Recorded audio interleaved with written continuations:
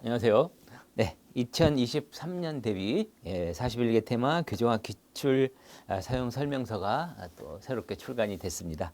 그래서 과거에 있는 문제 중에서 좀 오래되고 좀 중복된 문제는 상당 부분 또 삭제한 것도 있고요. 그 다음에 또 신규로 기출이 된 문제 또 실어가지고 또 교재를 새롭게 만들었습니다. 또 미비점도 조금 보완도 하고. 그래서 이게 양은 그렇게 많지는 않습니다. 이게 600페이지가 조금 넘고요. 그래서 이 정도의 이제 분량이지만 그동안 교정학 문제 같은 경우에 특히나 올해의 구급 시험 같은 경우에는 눈에 확 띄었죠.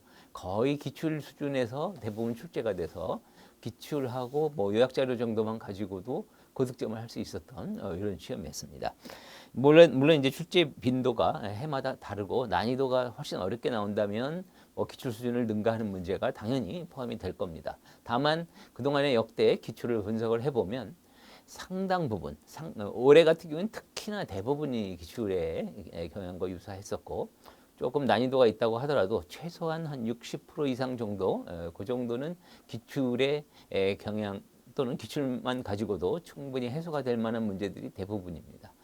그 외에 이제 평균적으로 보면 한 77, 80% 이렇게 되니까 기출을 튼튼히 하는 것 자체가 실력, 기초를 다지는데 아주 큰 도움이 됩니다.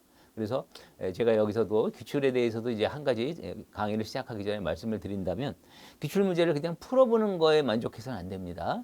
풀어본다는 게 아니라 공부를 어느 정도 한 수준에서 기출 보는 게 좋습니다. 아무것도 모르는 상태에서 기출 보는 거는 조금 의미가 좀 약하고요.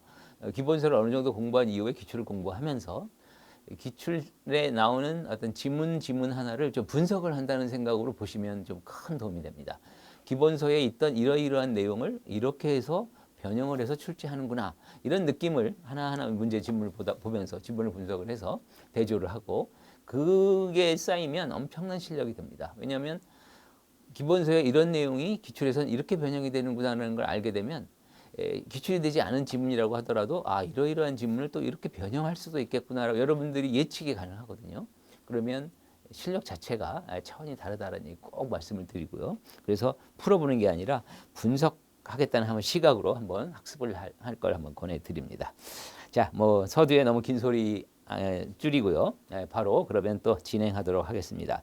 교재는 10페이지부터입니다. 테마 1의 교정학의 의 여기서부터 바로 들어가도록 하겠습니다. 자, 001번 문제입니다. 교정학에 대한 설명으로 옳지 않은 것.